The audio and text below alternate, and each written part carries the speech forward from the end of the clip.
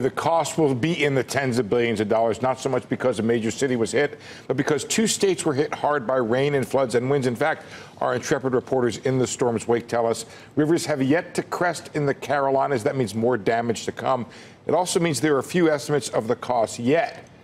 While Charlotte is the biggest city to be hit, it's just the 17th largest by population compared to Harvey that hit Houston, the fourth biggest. But the weather effects from Florence were so widespread. JP Morgan says, think about this in terms of the GDP of both North and South Carolina together. And that's bigger than Houston, but smaller than New York, which, of course, was hit by Sandy.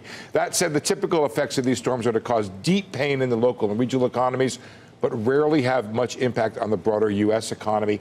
Some of the costs to individuals, businesses, and insurers are made up over time through rebuilding and recoup spending, but not all. Take a look here, an example of what happened to auto sales after Harvey. It ruined hundreds of thousands of cars through the floods, but car sales shot up in the wake of the storm, and they trailed off over time. It's an example of how other data, the jobs report especially, because this did hit during the reference week for the September jobs report, can be distorted by these storms over many, many months and quarters. So on net, these storms negative for GDP, but there are offsets, and the broader U.S. economy usually shows very small impacts. Steve, we had an analyst on earlier who covers a lot of the insurance companies, both those that offer commercial insurance and housing insurance, home insurance. And his point was that because much of the damage is likely to be more from flooding than from winds, that lets a lot of the home insurers off the hook. It goes to the national. I'm interested in this just to stir the pot a little bit from a global warming perspective. And we don't have to debate, is it real or not? The insurance companies will tell us. And one of the effects of this will be, if there are more storms, you'll have higher rates. But here's the thing from a meteorological standpoint that interests me. Let's say global warming makes the storms bigger. What makes them stall? And that has almost nothing to do. This is really what happened with this storm is there was a big weather system. There was no weather system. So instead of doing what it normally does, which is to hit someplace and curve and go up and leave some effects, but not. Same thing happened with Harvey. It stalled. I don't think anybody's related that to global warming. So what I don't know is how the insurance companies, not this time around, but over time, how they factor that into their actuarial tables about damage. We've asked Buffett that when he's come on the show with his insurance operations. And to this point, every time we've asked him, he said that they have not seen a huge increase. Until 2017, there was an 11-year, there were no storms, there were no Category 2s that hit. Since but we had Sandy, Katrina, and these other storms. Right, And what I do know is that the insurance companies are studying this very carefully because I see this all the time. Exactly. That they're looking at this. They want to know if these storms not only are more powerful, but what I can't imagine connecting to global warming is the idea that they stall.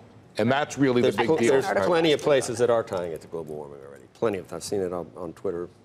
The idea, Joe, there's a lot of people who have written about the idea that the size of the storms or the strength of the storms is perhaps linked to it.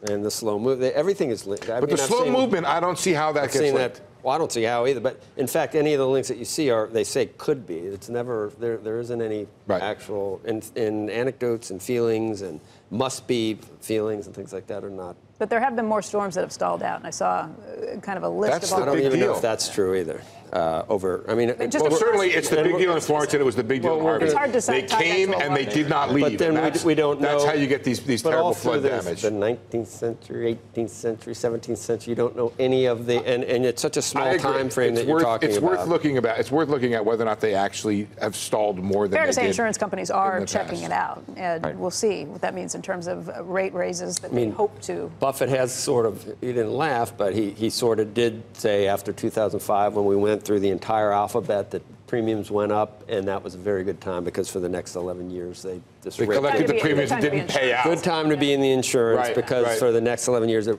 went back, it reverted back to the mean, and it wasn't like 2005. I mean, that year, you remember, we were told by someone like Al Gore that every year was going to be like 2005, and it wasn't. And for 2006, 7, 8, 9, 10, 11, 12, 13, 14, and 15, and 16 were all way below mean in terms of numbers. When this storm was approaching, the weather geeks who I follow on Twitter were clear that there was this anomaly.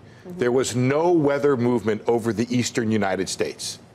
And that is, I don't know how you plan for that on an insurance basis. Well, this thing last could year hit. said it was El Nino. Or last week I read something that was tying it to El Nino. I don't know if that's true or not, and I didn't dig deeply enough into it. Ask the weather guys about that. Okay. Steve, thank you. Because that has big economic effects.